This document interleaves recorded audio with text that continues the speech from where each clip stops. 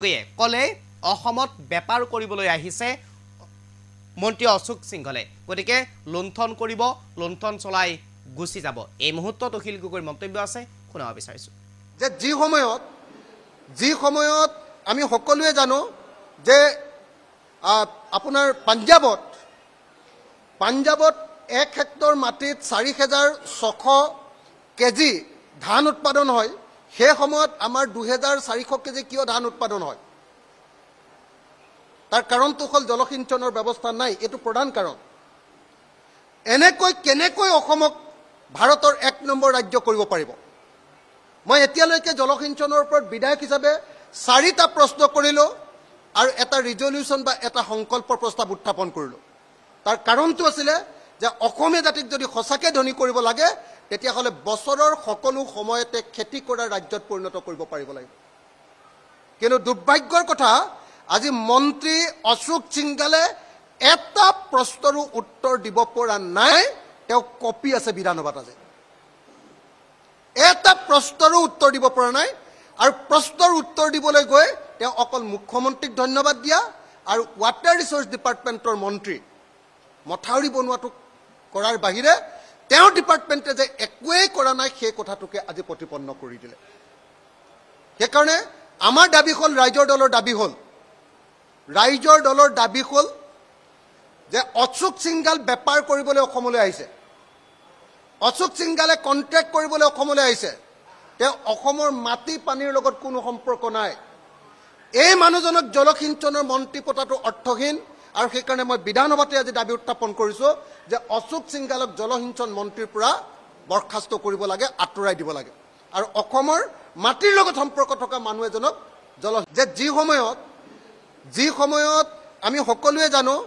যে আপোনাৰ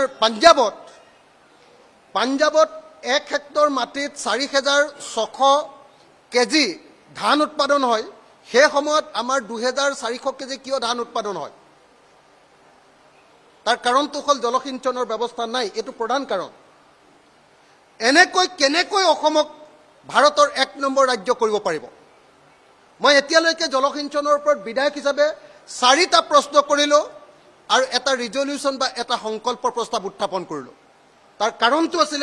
যে অসমীয়া জাতিক যদি সঁচাকে ধনী কৰিব লাগে তেতিয়া হলে বছৰৰ সকলো সময়তে খেতি কৰা ৰাজ্যত পৰিণত কৰিব পাৰিব লাগিব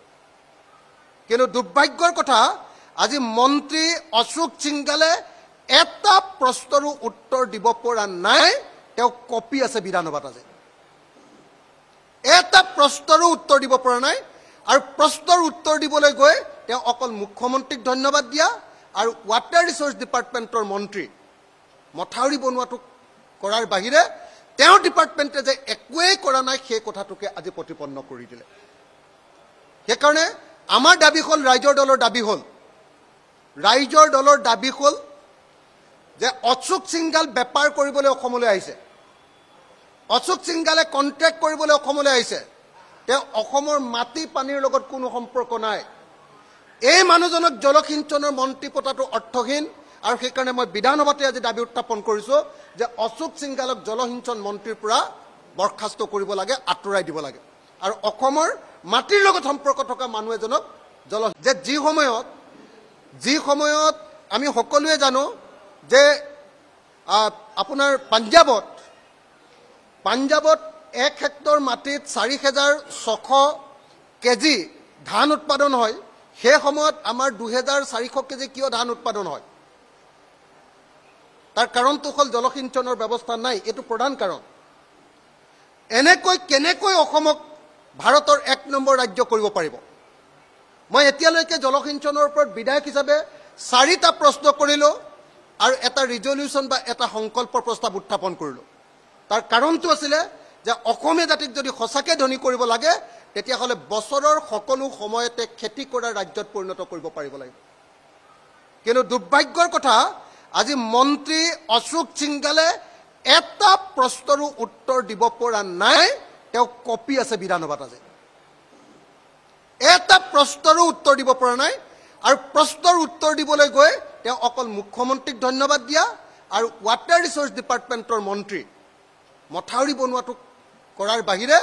তেওঁৰ ডিপাৰ্টমেণ্টে যে একোৱেই কৰা নাই সেই কথাটোকে আজি প্ৰতিপন্ন কৰি দিলে। সেইকাৰণে আমাৰ দাবী হ'ল, ৰাইজৰ